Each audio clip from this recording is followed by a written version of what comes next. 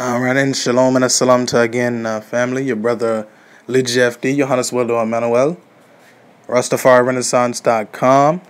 And we're here just again in a second portion, from the previous video named Mirrors of a Hamo-Shemitic Culture. And ones might be very maybe confused to a certain point, but I would like more to say not so sure of why I named that video. So I'll expound on that a little more. It's been some time since I've started Rastafari Renaissance, about 3.5 years now, posting on that blog. And again, thanks so much to all of the support from many of all of the family, as well as those who are far and near, just sending a shout out and a big up to what I've been bringing forward on Rastafari Renaissance. Definitely inspired by Wyndham brother and teacher, where I said Captivity of the Lion of Judah Society.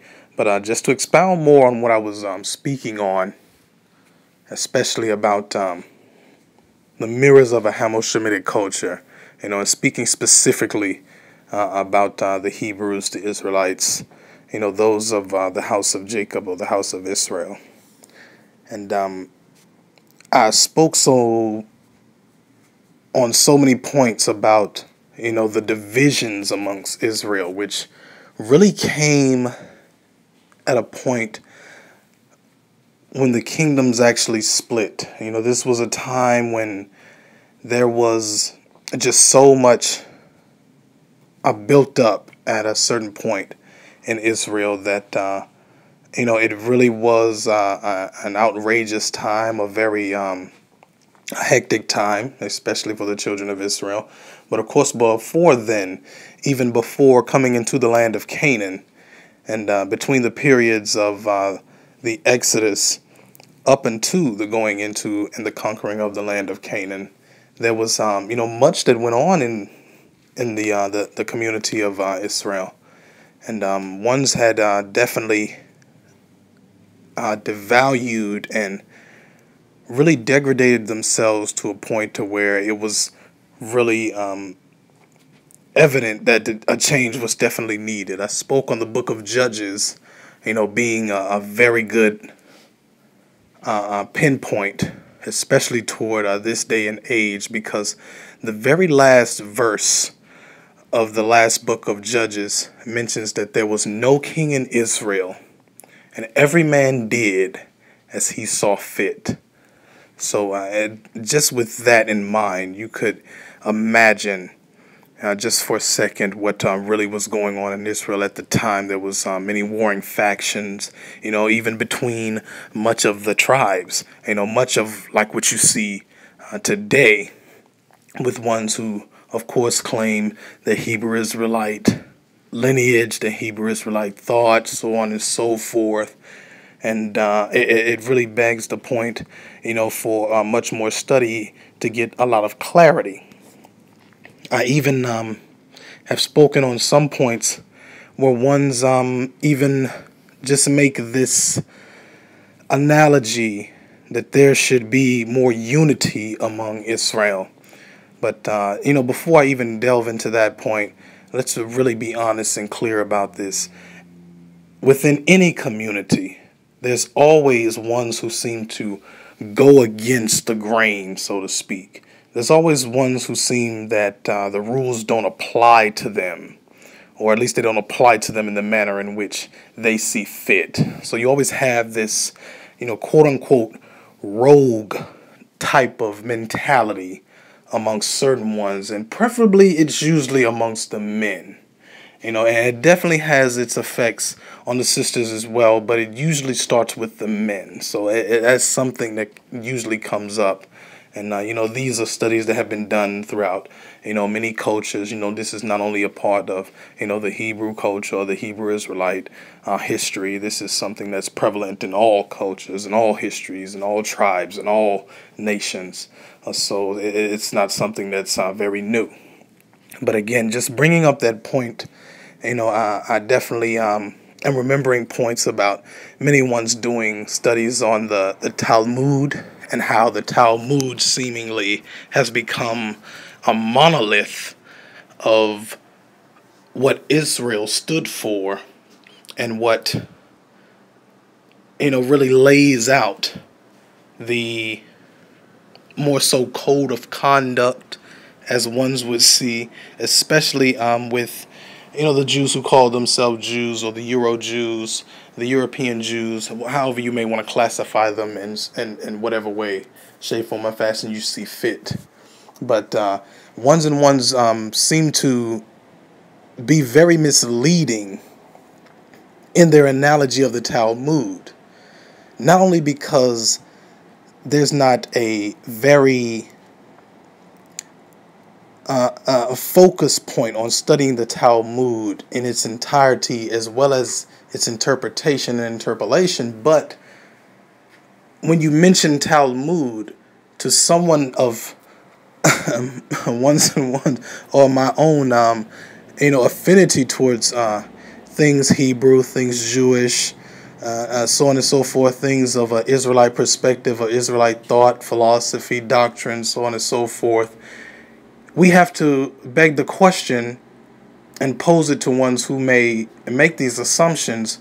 Which Talmud are you speaking of? Because there's more than one Talmud. Talmud itself, from the Hebrew language, biblical Hebrew language, even in the Yiddish and other Hebrew dialects, means teaching. But in itself, one speaks to one specific book. But there's actually more than one book classified as the Talmud. So that really brings up a point of the credibility of many teachers who may push forward this idea that the Talmud is very racial centric. It's very, how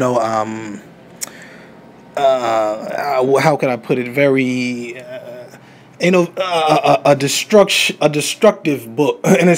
Well, let's put it like this: an instructive book for destruction of other nations. Now, for one, let's start off with this point. The Talmud itself means teaching. So clearly, in Hebrew, with Hebrew thought, it's clearly meant to be a teaching for Hebrew peoples. Well, we've already brought up the point that there's more than one Talmud. And just to, give more clarity on this, so ones don't think that I'm just, making up things and pulling this from nowhere. There's actually 3 Talmuds. Ones would even question the fact of me bringing up the fact that it may be 3 Talmuds, but it actually is 3 Talmuds. You have a Talmud HaBabli, which is the Talmud from Babylon, or the Babylonian Talmud. You have a Talmud Yerushalmi, or the Talmud of Jerusalem, the Jerusalem Talmud. And you also have what ones and ones know as the Kebra Nagast. Well, ones and ones would say, well, how is the Kebra Nagast part of the Talmud? Well, let's really delve into that point exactly. And I would more so like to classify that, and this is from my own perspective, as the Talmud ha-Ethiopia, or ha-Kushim. Very funny that, that word Kushim comes up very much, even amongst many circles today. But it seems more fitting if the Kebra Nagast from the Ethiopic language would be more so classified in today's modern Hebrew, or even biblical Hebrew, as Talmud ha-Ethiopia. It just seems befitting. So, of course, roll with me on this idea.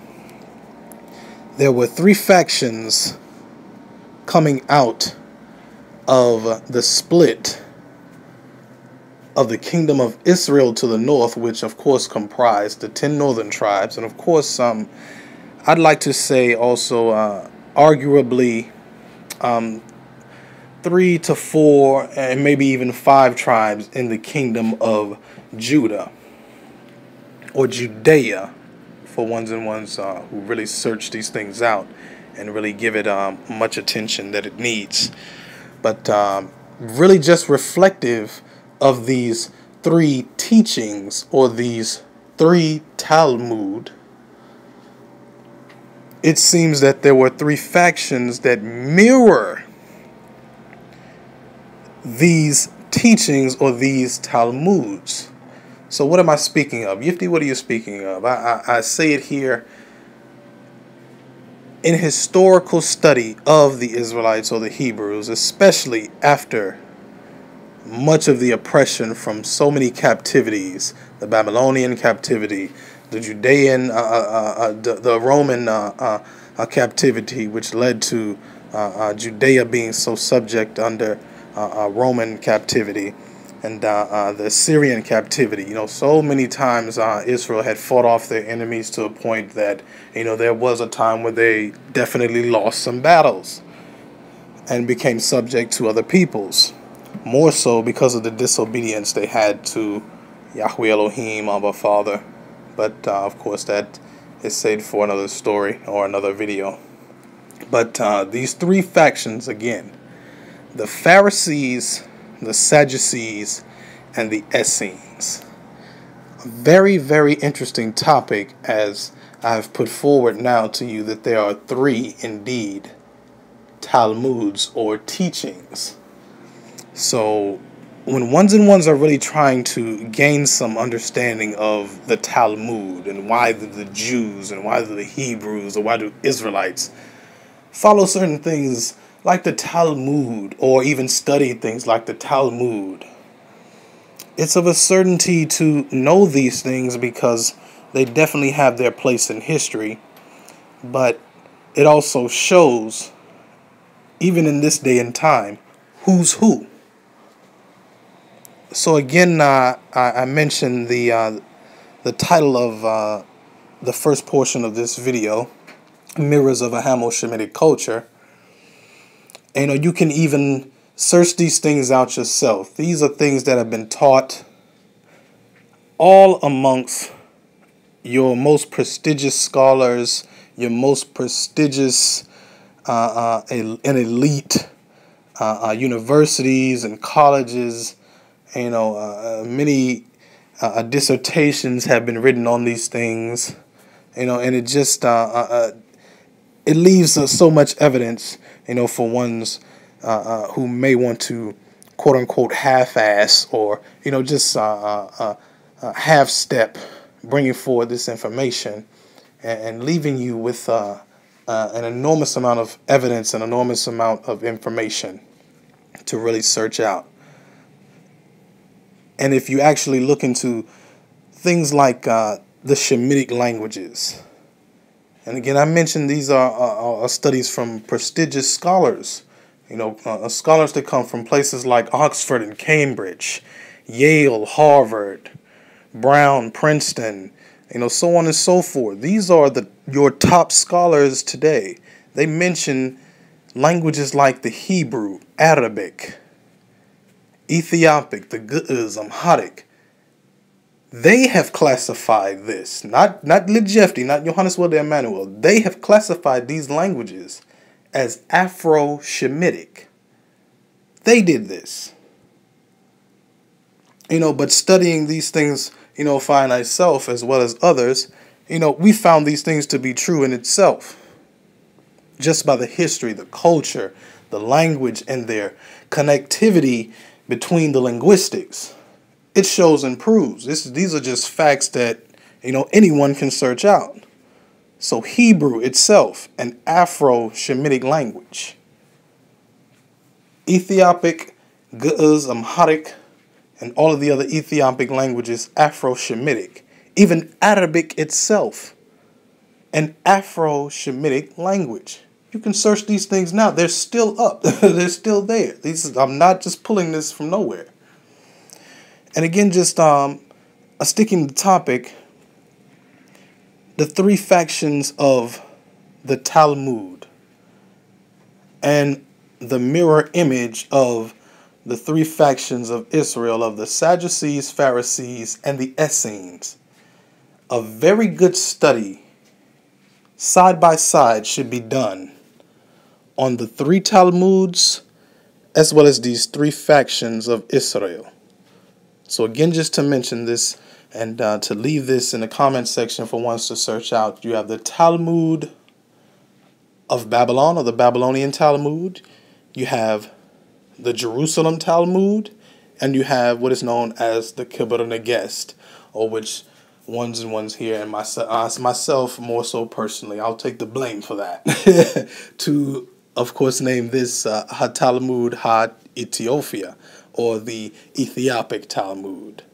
Search these things out and place them side by side with the thoughts, opinions, history, and documentation of the Pharisees, Sadducees, and the Essenes.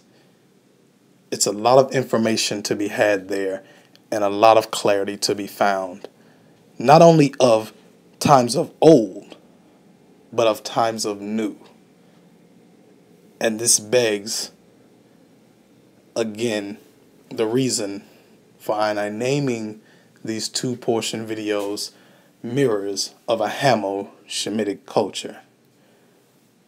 I leave that with food for thought for ones and ones, especially amongst our Rastafari Ethiopian Hebrew family, Hebrew-minded like peoples. And again, I really would like to leave it at that point for ones and ones to definitely search out. There are many links here in the description box. Do take the time to find that clarity. Shalom and assalamta. We'll catch you in the next video.